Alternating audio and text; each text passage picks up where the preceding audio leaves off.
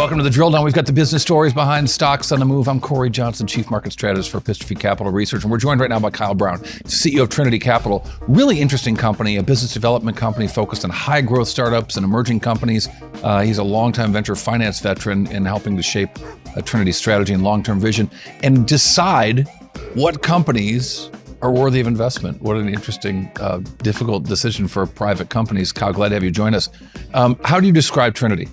Trinity Capital, at least the public company that we manage, is a internally managed business development company.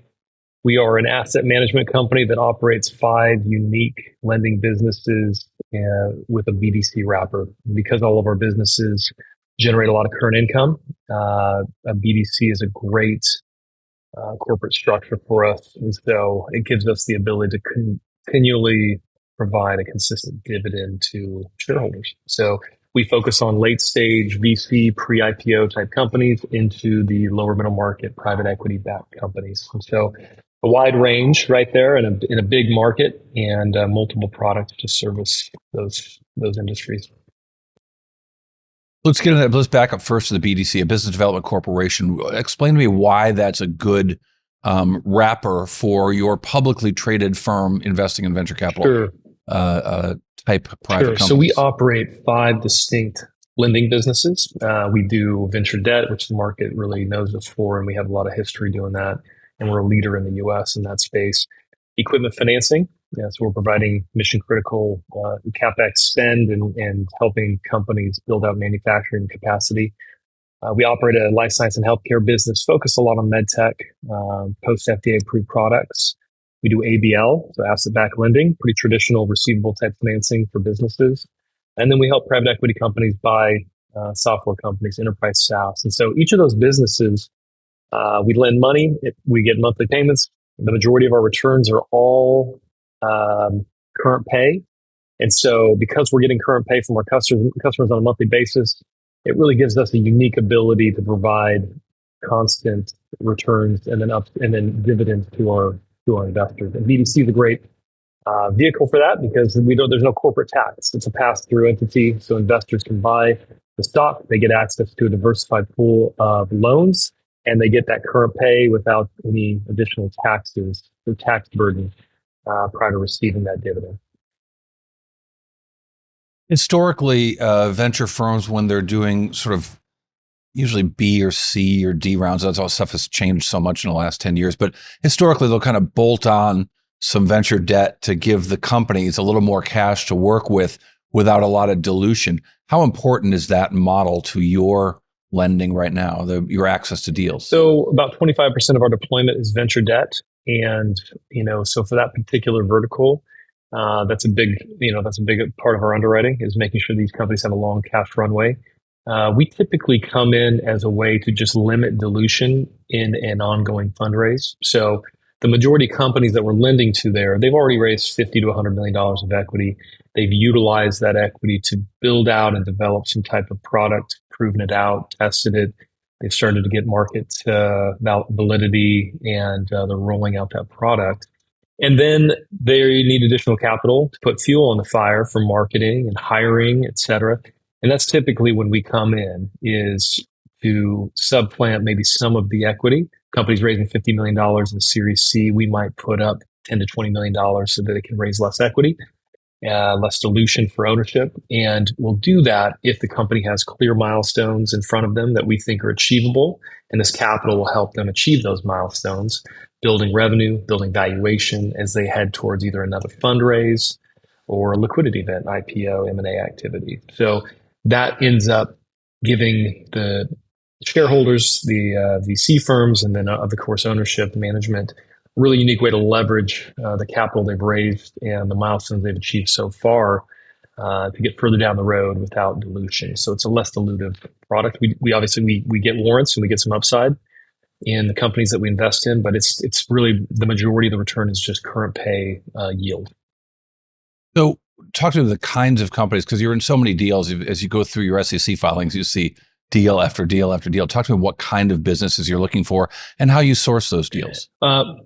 First thing that people need to realize with us, and this is going to be unique to us as a BDC, we're an operating company. We're actually not your typical externally managed BDC, which is just a pool of assets that some other management company is using to generate income for the management company. We are a pool of assets. We've got we're approaching 3 billion of AUM this year. But we're also a management company. So when someone buys TRIN, they actually own the management company, which is why they continue to see increased earnings per share, consistent and growing dividends. They own the management company. So if we succeed and the more revenue we generate above and beyond just the loans we issue, they get to benefit from that. The portfolio is really unique, but well, let me stop you there. I've looked at other publicly traded firms where they do venture debt, but they don't own the management company. The management company is sort of subcontracted. Yeah. And quite often, in the cases I've looked at, a company that I'm short, I won't discuss it here, but there's a company that I'm short that's a business development company that does venture debt, and they run the management company outside of the publicly traded entity. And so quite often it looks to me like the benefits of the good investments, or frankly, even when the investments are bad, the benefits accrue to the management company outside of the shareholders, and the shareholders left holding the bag. That can play out that way, right? Because at the end of the day, most BDCs are just a stagnant pool of assets, and they are used to co-invest alongside of some bigger thesis of the manager. And so, I own this. If you own Trinity, you own the same shares I do, right? I am not in the business of shooting myself in the foot, and we think that alignment of interest is really good for investors and for management, because we're making decisions to build the business profitably. We have no incentive to grow AUM for the sake of AUM. There are no management fees. There are no incentive fees.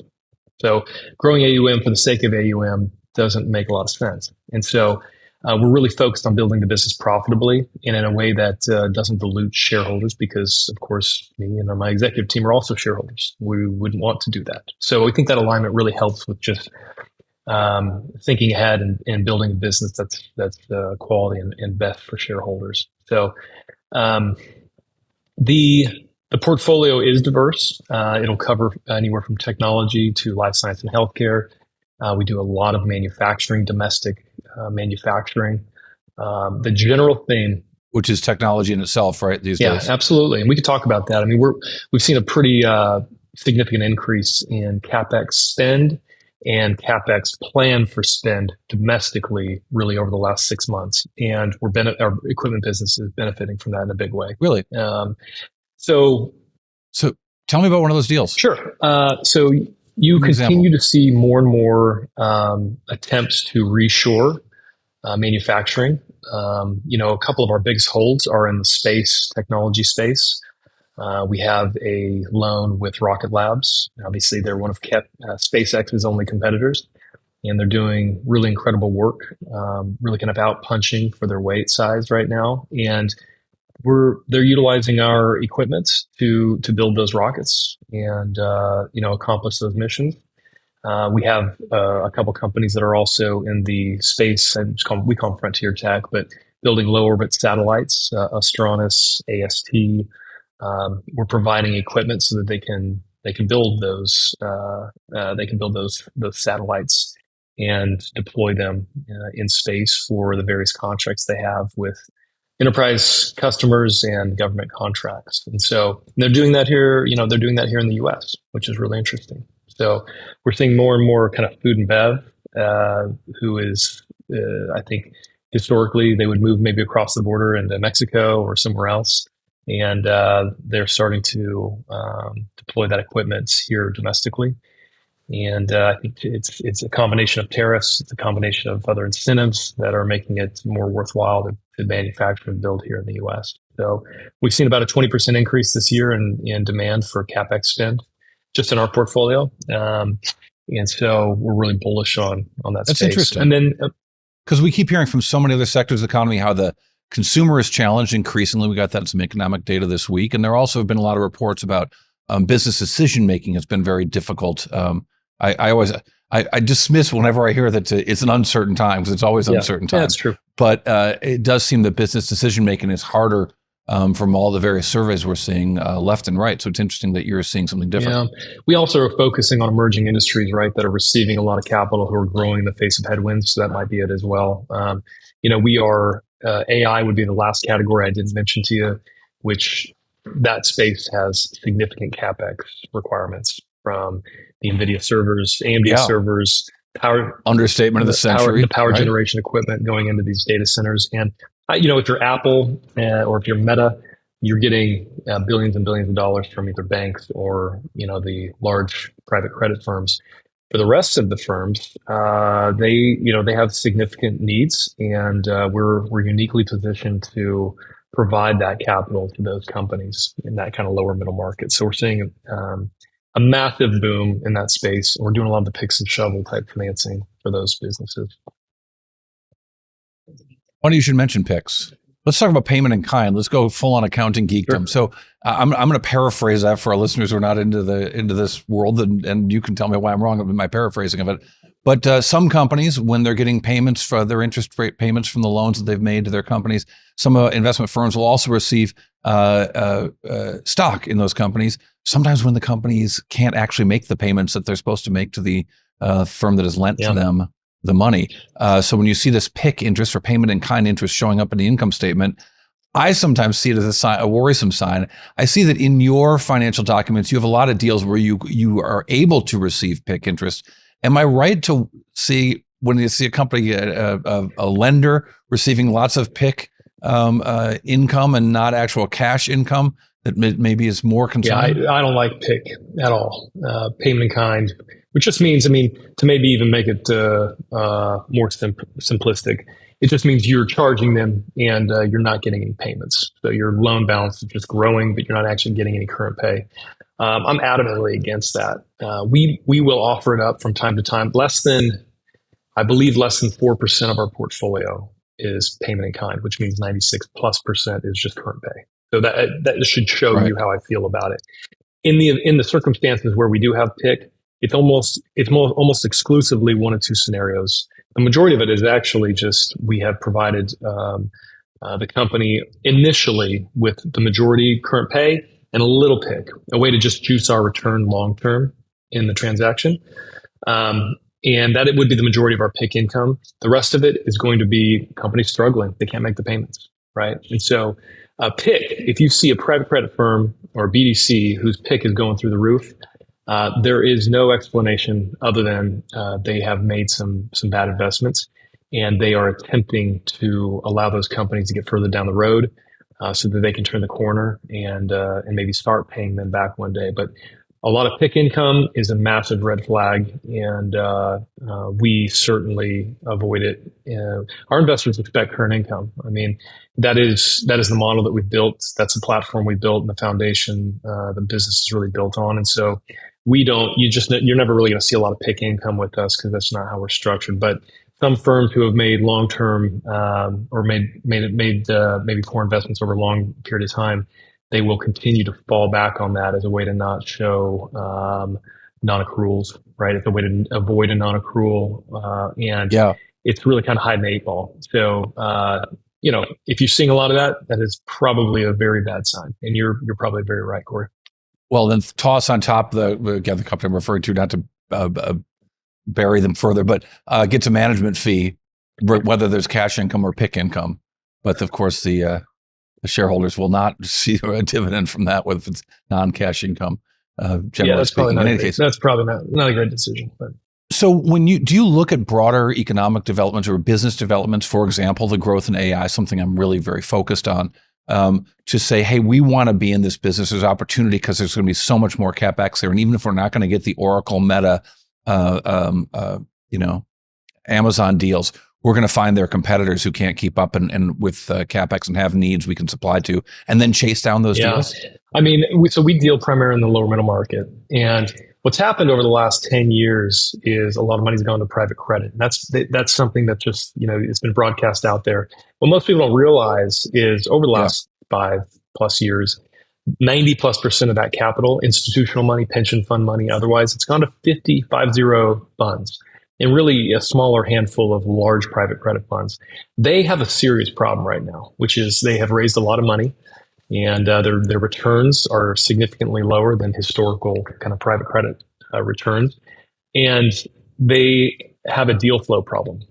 And they're having to write larger checks. And so you've seen serious compression of spreads in the upper middle market because they're all just chasing after the same deal, trying to write big checks, right? And so you have real beta returns there. In the lower middle market, where we're writing $10 to $50 million checks for mature and established businesses that are sub $1 billion valuations, the market is just wide open. And we're really excited about that. The AI frontier is really interesting because enterprise SaaS has really dominated VC investing for a decade. And what we've seen with AI is there really is no single winner in any of this. And frankly, if it ever got to that point, it would really just become commoditized. What we're seeing is enterprise SaaS is really changing into enterprise SaaS AI. And those businesses that have this established customer base and long-term contracts, they're racing to figure out ways to become more efficient and utilize AI as a tack-on tool. It's just it's a better hammer. It's a sharper knife. It is a round wheel compared to a square wheel. It's a tack-on addition to their business. And they're all trying to figure out how to best utilize it so that someone else doesn't take their market share, right? And so these businesses, and most of them are small to medium-sized businesses, have a lot of needs there. It could be, tapping into some of these LLMs and larger AI companies to build, and to better equip their SaaS product.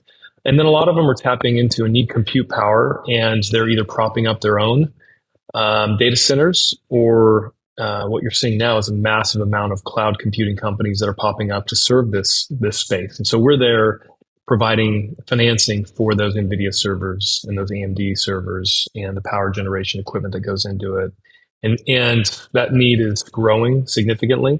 I don't see it slowing down anytime soon. So what we're doing is we're getting in for the first cluster or two clusters of propping up these servers.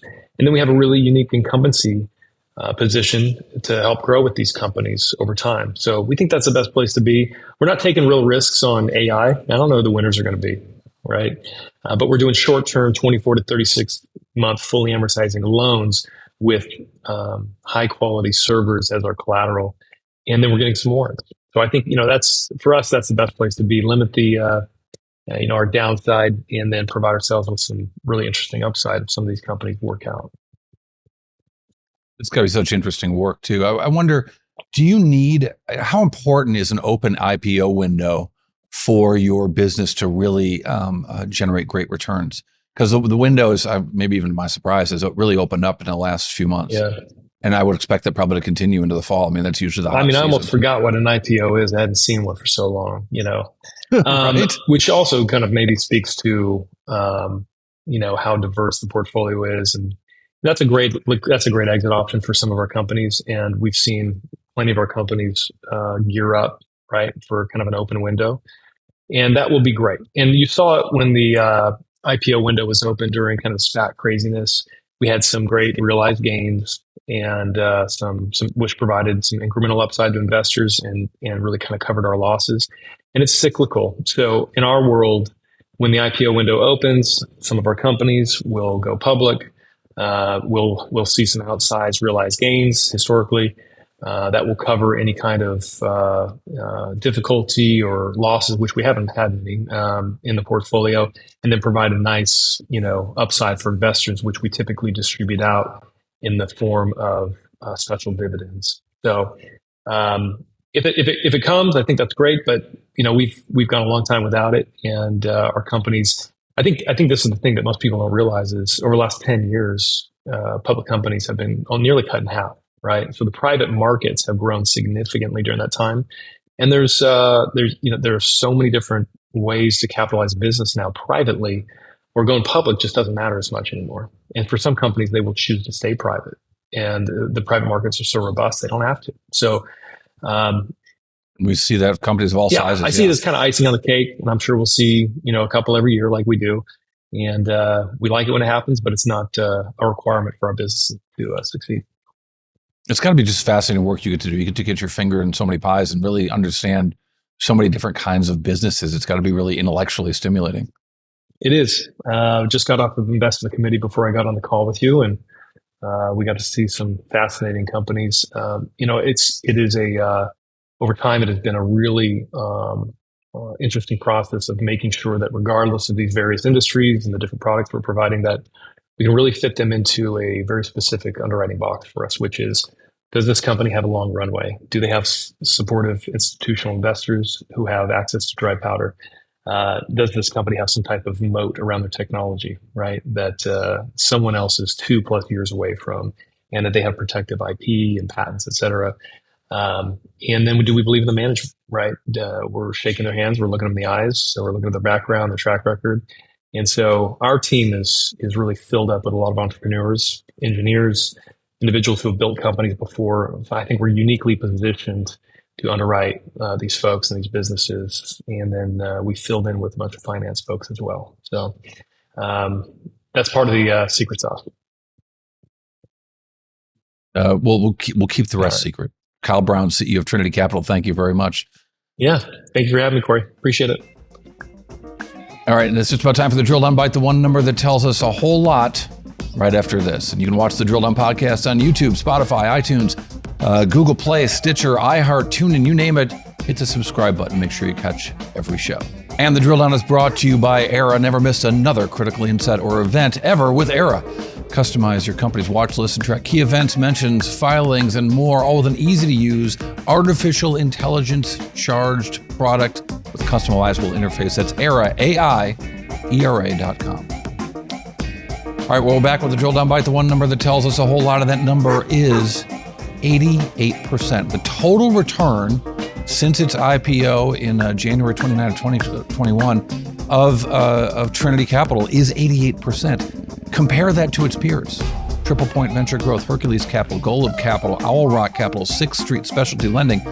They haven't come anywhere near 88%. They've given you 55%, 48%, 44%, 38%, 40%. That, of course, is the stock return in addition to the dividend.